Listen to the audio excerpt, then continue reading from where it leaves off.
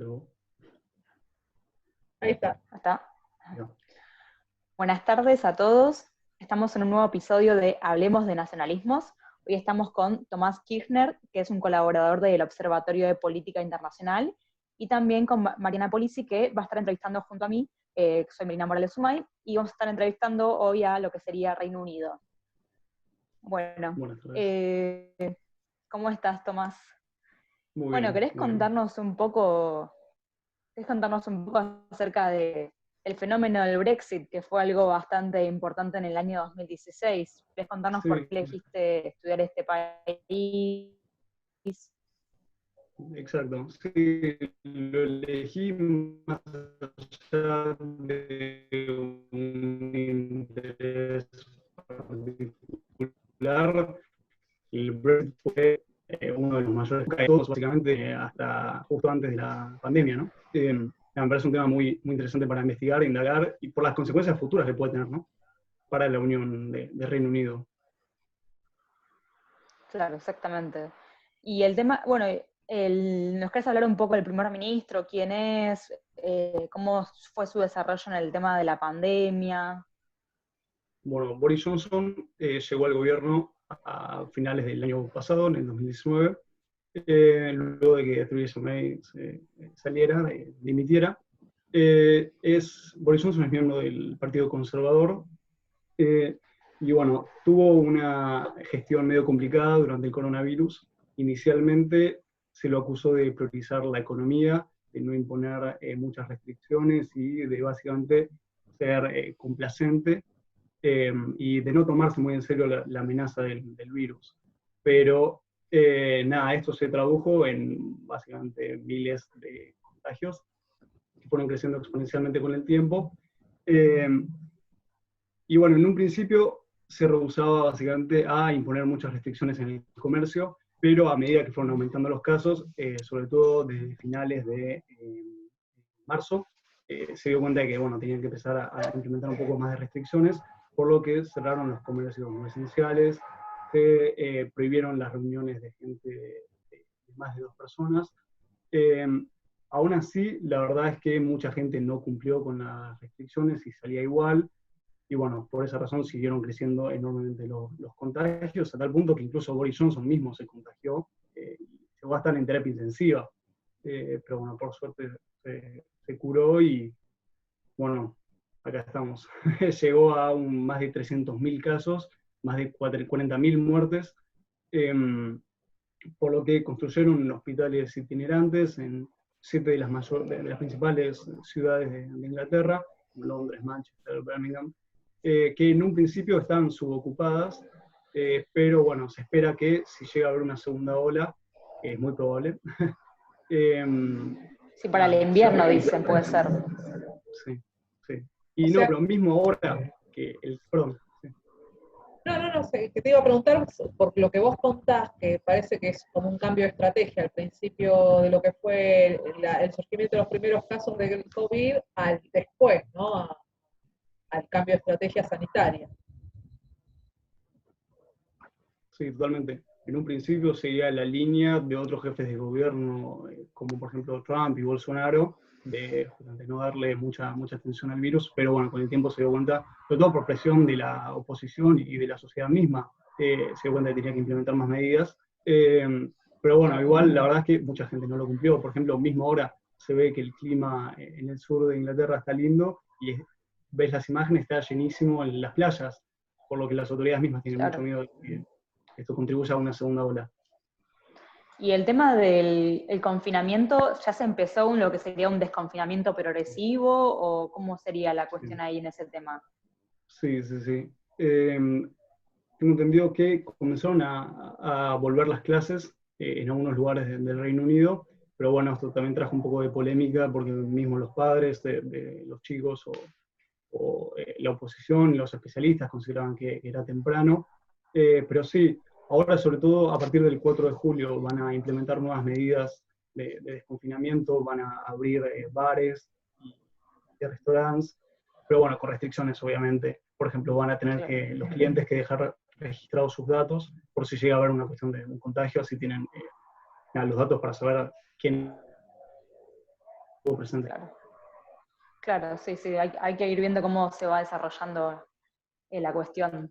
Sí, tal cual. Y yéndonos un poco más al tema del partido de extrema derecha que vos estudiaste, ¿querés contarnos un poco cómo fue la cuestión del Brexit y cómo también se desarrolló con el tema de Irlanda del Norte? Más o menos lo que vos puedas decir. Sí, totalmente. Lo que considero que es una característica particular del Reino Unido, a diferencia de otros países puntualmente, es que el alza del nacionalismo, la ultraderecha, como que se fragmentó en distintos partidos y grupos sociales, pero bueno, en el sistema de partidos, sobre todo yo lo que encontré es que había 4 principales. Por un lado, Britain First, que si bien no tuvo mucho caudal electoral, sí tuvo mucha presencia social, hubo grupos en Facebook y demás con más de 2 millones de personas conectadas, por lo que su mensaje tenía bastante llegada. Por otro lado, hubo partidos que sí tuvieron más éxito electoral, que fueron, por ejemplo, UKIP, United Kingdom Independence Party. El de Nigel Farage. Sí, exacto.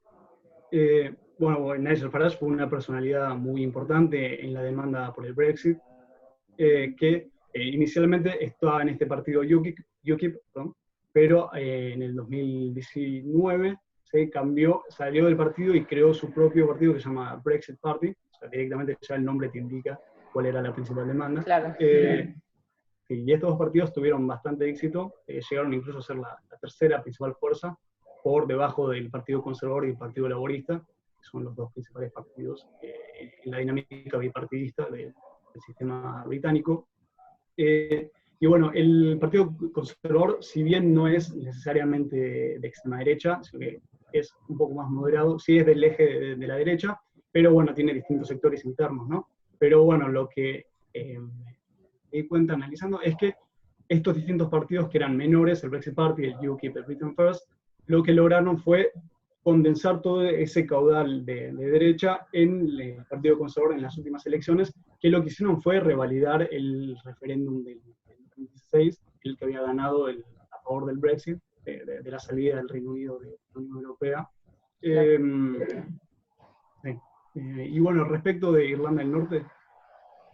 Sí, sí.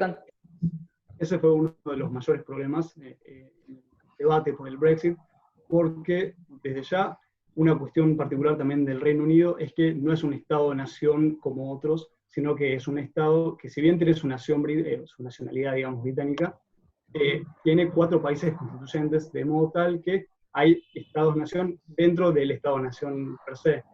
Por tanto, Escocia e Irlanda del Norte fueron 2 de los principales obstáculos al tema del Brexit, porque, bueno, por ejemplo, en Irlanda del Norte, históricamente hay un debate de qué pasa, por qué permitir la división de Irlanda del Norte con la República de Irlanda. Entonces, la cuestión del Brexit traía la complejidad de que si el Reino Unido salía de la Unión Europea, había que imponer cierto tipo de frontera entre ambas Irlandas, entre la Irlanda del Norte y la República. Por lo tanto, esto traía el temor de que vuelvan ataques terroristas, por ejemplo, como era el grupo IRA, el IRA, que propulsan la demanda de la unificación de Irlanda. Y mismo ahora, el año pasado, hubo un ataque que, si bien no murió ningún policía o militar, hubo una bomba que explotó y bueno, fue adjudicada a una facción de la IRA. Entonces, esa es una complejidad que se está aún debatiendo sobre cómo hacer una vez que el Reino Unido salga. Sí, la verdad que es un problema bastante importante. El tema del Brexit ya es algo que se oficializó este año y que, bueno, va a seguir hasta diciembre, si es que no lo estiran un poco más, pero realmente fue como que le dio pie a otros partidos a decir, mira, sí, esto pasa en Reino Unido y todos abogamos por el Brexit, pero a la vez hubo otros partidos de extrema derecha que se tiraron para atrás de ver lo difícil que le estaba haciendo a los políticos, a los mismos, sí, a Theresa May y a otros, llevar el tema de oficializar el Brexit.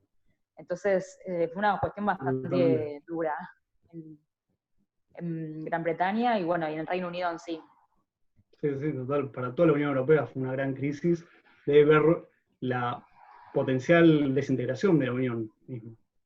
Sí, se llegó a pensar, pero lo que pasa es que, como dice Meli, los políticos no querían digamos, admitir ese costo político, ¿no? De arriesgar, Nada más. quizás perder el gobierno por un referéndum que no lo puedan llevar a cabo. Es que en un principio, por ahí... Sí, No, dale. No, que en un principio, claro, o sea, uno de los partidos de extrema derecha se habrá nutrido de eso, de, sí, mira, tomaron la decisión, hagámoslo, pero a tiempo largo, a largo plazo, digamos, vieron lo que era el costo económico y también político, exactamente, como decía Mariana.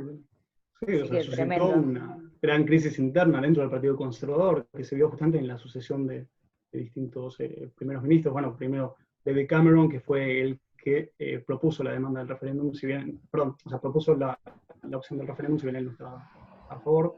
Pero bueno, una vez que ganó el sí a salir de la Unión Europea, dimitió, asumió Theresa May, quien terminó, bueno, dimitiendo también porque hubo un problema de que no tenía suficiente apoyo legislativo para aprobar su acuerdo con la Unión Europea, y bueno, recién ahí surgió Boris Johnson, que bueno, todavía también. Claro. Una traba política estaba teniendo. Bueno, muy interesante el tema, lo dejamos acá, así no se estira demasiado para nadie. Muchísimas gracias por tu aporte, Tomás, y también a Mariana por la entrevista. Así que bueno, nos vemos la próxima semana en un nuevo capítulo de Hablemos de Nacionalismos. Muchas gracias. Muchas gracias. Chao. Gracias.